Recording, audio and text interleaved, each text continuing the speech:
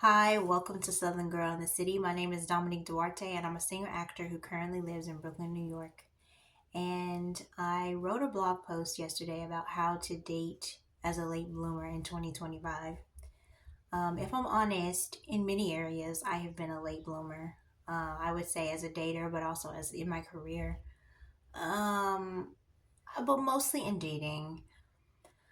I'm not sure if you are familiar with the Maslow's hierarchy of needs, but Google it because I had never heard of it until I think last year or maybe year before last. But I would say I've been on the bottom rows of that pyramid for a while. So I think that part of the reason dating has been so low on my list of priorities is because I've just been trying to survive. Um, I've been trying to just make it day to day. And I'm sure there are plenty of people who date and they do that. But I think I didn't have the capacity to give any energy to it because I already was giving so much energy towards everything else. Like being a single person is really a lot because you don't split any of the responsibility. Everything is on you, and that means from the laundry to the food to the bills being paid to the taxes being done to uh any of the things that I need to do, I have to do it myself. And so one of the things I'm really learning this year in 2025 is that I have to ask for help, and I am doing that for the first for real in a way that I'm not used to doing. Like it makes me so uncomfortable to ask people for help. But I finally did ask people for help. Just because I don't know, I'm in a rough period this year financially. Usually I'm able to bounce back real quick. But because I'm trying not to go right back into education the way I've been doing, um, it means that I'm going through a little bit of a financial struggle longer than I normally am. Um, and it is hard for me to ask for help. I struggle.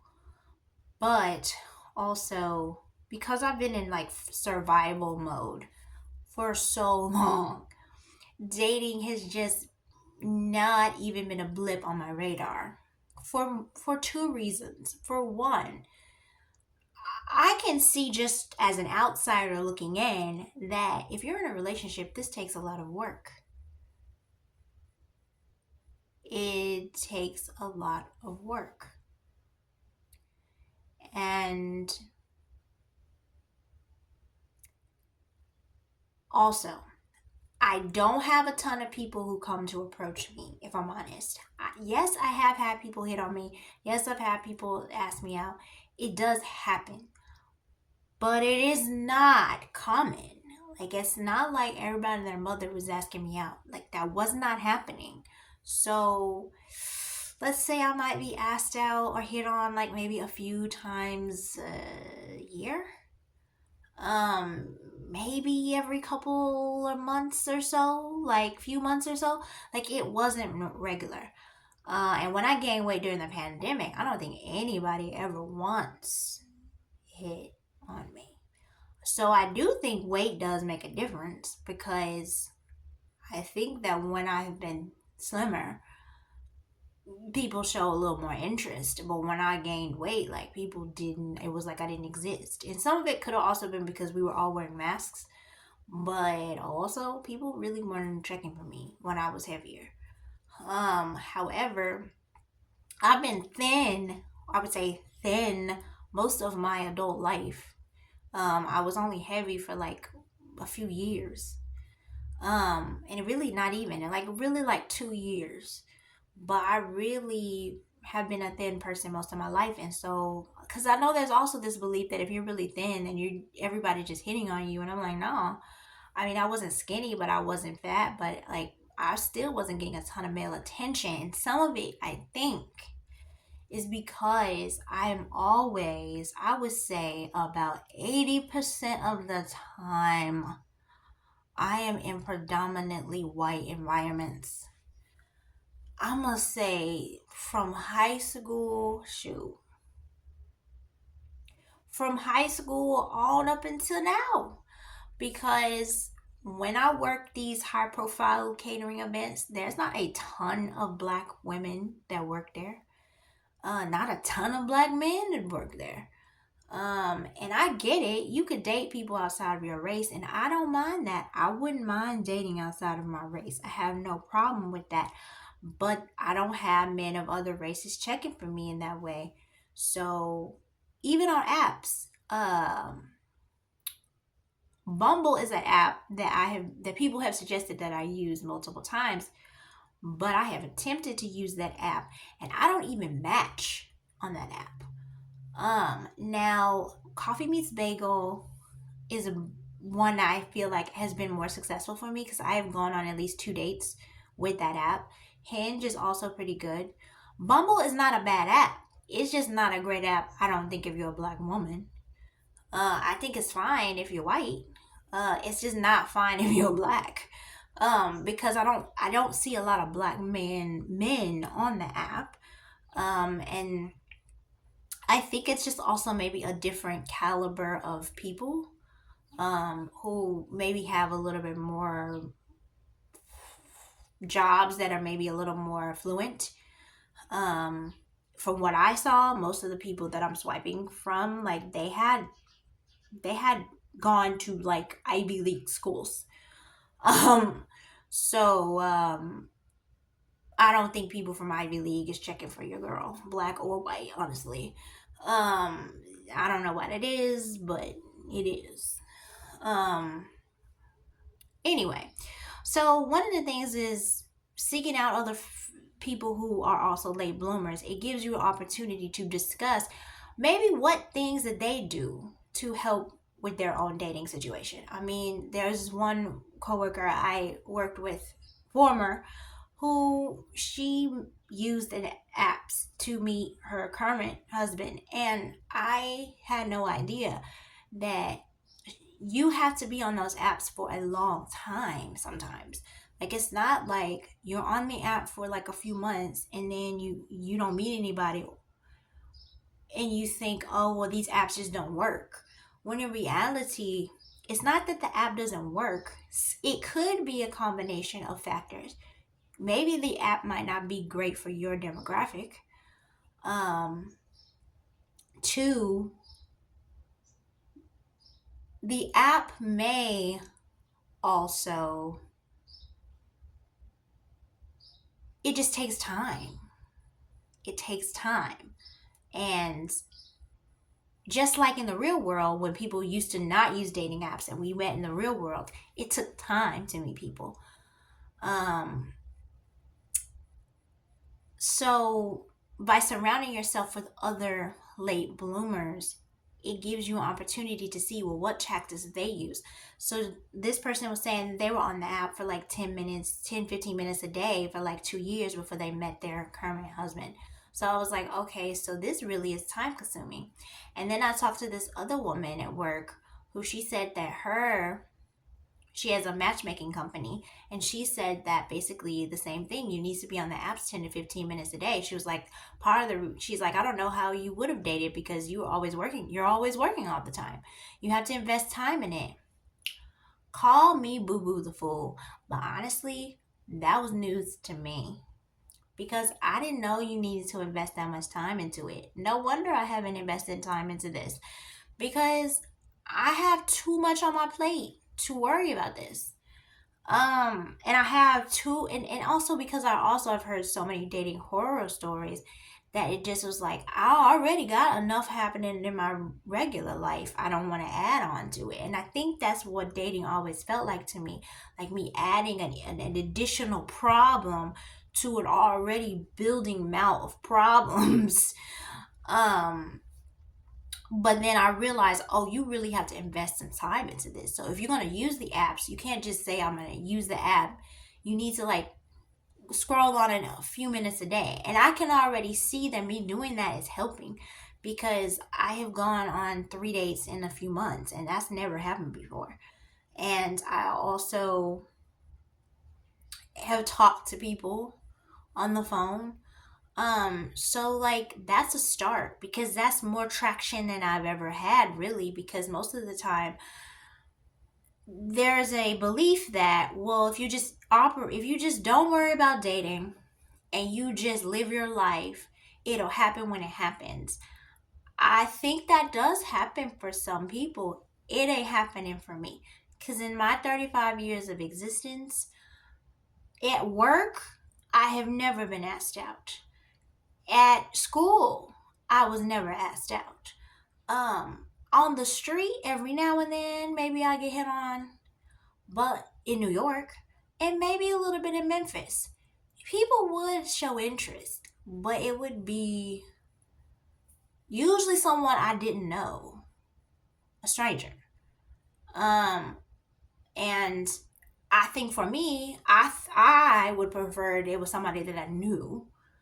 Because I just thought it was kind of weird to just go out with somebody I don't know. But I mean, for some people, that is how they meet. Um, so yeah, there's that. Um, People just don't be asking me out like that, and I think that that's an interesting thing, because people are like, well, I don't understand. What would it? You're beautiful, and I was like, there are a lot of beautiful people who are single people. Also, there are a lot of people who may not be conventionally attractive, but they're married. So I don't really know why everybody always thinks appearance has anything to do with singleness, because it doesn't. There are tons of people who are extremely attractive by society standards, but who are also single. I just think dating is really difficult for Black women. It's something that isn't discussed a ton, but unless you are a Black woman, you do not understand how difficult it is, because people are not approaching you the same way. Now, if you look a certain way, I think that you get more people approaching you. Um, but I've never been that person that had a whole bunch of people checking for them. So it wasn't even like I had a ton of options. And then the people who did show interest were not always the most intellectually stimulating for me. And I really wanted somebody who was really educated. It didn't mean that you had to have a master's or a doctorate, but at least a bachelor's would be great. I mean, if you only have a high school diploma, I don't mind that. It just, hopefully you read, and you enjoy reading, and you can have an in-depth conversation. That's what I'm saying. Because there are men who have been interested in me, and the conversations have just been my um and it just like there's just not a lot of depth. And so that part is also it. It's like, if I really, really just wanted to be in a relationship, I could have been in one. But I wasn't trying to just get in a relationship. I wanted to be with somebody who I connected with emotionally, who I connected with intellectually, who could stimulate my mind and stimulate my and also help with, guide me with my own relationship with God, because I know it's a personal relationship, but I also wanted somebody to be the person who could help me with my spiritual walk as well. And not me having to push someone else to work on their spiritual walk. I want that person to be established in their spiritual walk, and then we can work it together. But I feel like I've seen this on movies, as well as maybe even a little bit of real life, where maybe the woman is very, spiritual, and she focuses on her relationship, and she goes to church, and she's involved in church, but then she's like dragging her husband along, or her boyfriend, who doesn't really have much interest. See, nah. I really would like someone who is going to guide that um with me. But also, Talking to other late bloomers has given me definitely different suggestions, because I never knew how much time it took to date. And so the next thing is making time to date.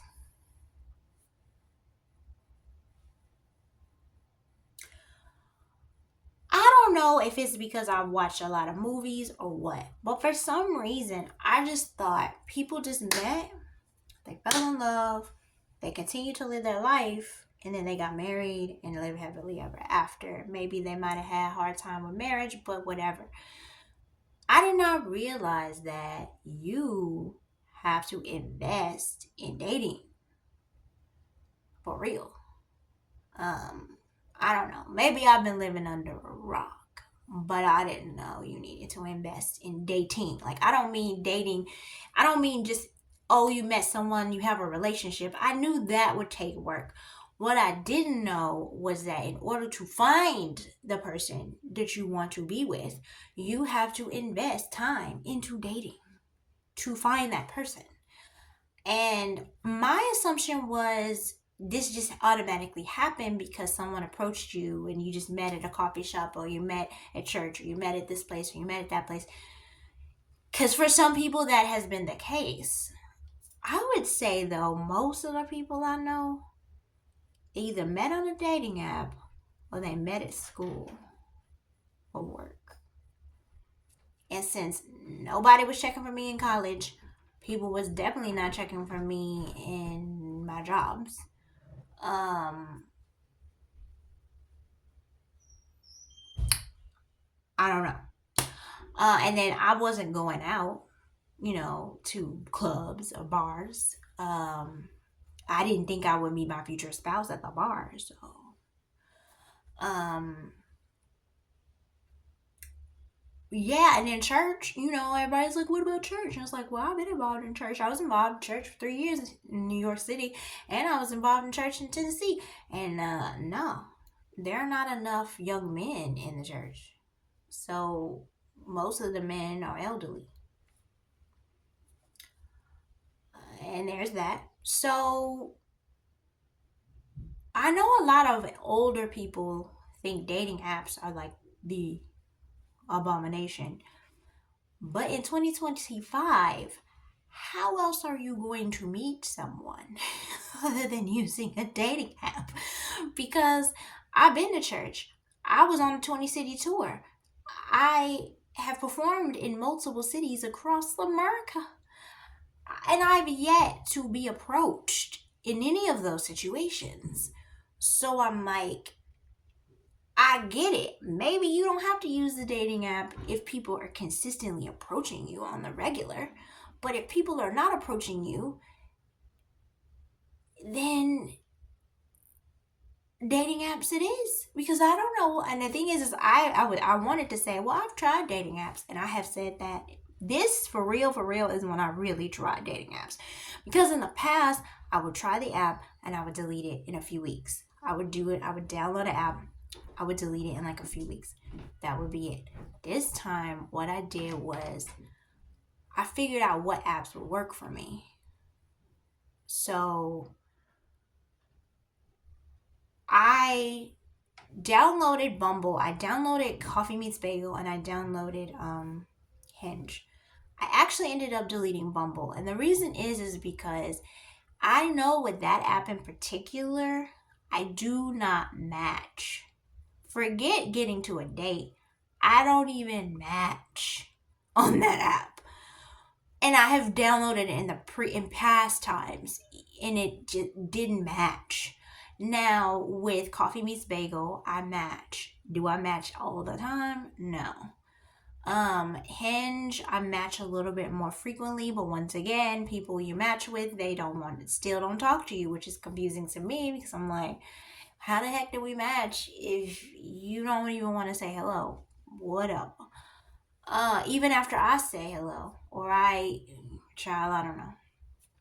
So you got to figure out what apps work for you. I didn't know that I needed to change my preferences on these apps. So my preference was always open. Big mistake. because, and that could have been an issue on Bumble as well. Like, I maybe need to change my settings to specifically black men, only because black men are the main ones who are going to check for me. But even then, that pool is still very limited. But I would say white men never. Never. Every now and then, but like it's just not a thing. So, and then men of other races, never. Maybe a few Hispanic guys, but like for the most part, men of other races, they are not checking for me either. So I don't have a problem with interracial dating, but it's just like men don't seem interested in me in that way. So what I did on Coffee Meets Bagel is I changed my preferences to black and white men because that could also help limit the type of bagels that they send me every day. And that's helping because I'm getting more people who say that they like me. And also, I'm matching more. But that could have been an issue with Bumble. I mean, I maybe need to use the same technique on Bumble that I used on Coffee Meets Bagel. But I think with Bumble, I really do think that those people are like more Ivy League type people. And I just think Ivy League type peeps got a whole nother realm with dating that I am not on. I went to a state university, okay? I'm from Memphis, Tennessee. They are not checking for me in that way, and that's okay. We on a whole different playing field. Um, but I feel like with Coffee Meets Bagel has a balance. You have your blue collar workers, which you also have people who maybe went to NYU or like a good school. But I think Bumble, from what I saw, almost everybody went to a pretty good school. Like we're talking top of the top, MIT and like Harvard and Yale. They are not looking for your girl. So there's that. You also got to figure out what types of people are on the app. And on Coffee Meets Bagel, I think it's probably one of the better ones. And it's funny because I don't even think that one is very talked about very much, Coffee Meets Bagel. But I think for me, that's the app that I have had the most success with. But I just needed to be more consistent. So now I try to get on each one of them, Hinge and Coffee Meets Bagel, about 10 minutes a day. And so far, I'm seeing traction. So it is about consistency. And that was my fault. I was lazy. When it came to dating, I've been lazy. I just thought people would just come up to you. And that ain't happening. So I have to invest a little bit more of my time into trying to find somebody. And that was my fault. My bad. I didn't know. Then the next thing is giving yourself grace. Because that was one date I went on, and that date was one of the worst dates I've ever had. But it taught me that I still need to work on setting boundaries with people. I still need to work on speaking up. There was behavior that I definitely should have said something and I didn't. But I'm not used to someone that I just met being that, crossing my boundaries like that. That doesn't happen often. Not when I just met someone. I have a hard time telling people when they're crossing my boundaries, and I have known you for a while. So I think also dating will teach me how to speak up more and teach me how to stand up for myself more and how to be more sociable. Because sometimes I'm just a hermit. I like to be in this house. I like to be in the house. But yeah, I mean, giving yourself grace. Dating is not going to be perfect. You're going to mess up. They are going to mess up. It is a part of it. And that's more also what I'm trying to learn in my career as well, is that I'm going to mess up. I'm going to mess up. Messing up and failing is a part of your growth. And I think that there's so much shame about failing. There's so much shame about making mistakes, and it's like this is necessary. Making mistakes. I'm probably making more mistakes now than I may have made when I was younger. But I think maybe there's a reason for that, because I was trying so hard not to make mistakes and I was trying to live a life of perfection. I didn't learn how to handle adversity very well. And so it is making it more difficult for me to deal with uh, adversity, because I just was trying to always be on the straight and narrow and always do the right thing. And it's like, it's nothing wrong with making mistakes, it's gonna happen. And I'm trying my hardest not to beat myself up about mistakes that I have made in the past. So just in general, give yourself grace in dating, give yourself grace in being a late bloomer in your career, because Lord knows I am. Just give yourself grace. You're a human, and you're a human who maybe is going to be on a different timeline than your peers, and that is okay. This has been Southern Girl of the City, and I hope you have a lovely week. Bye.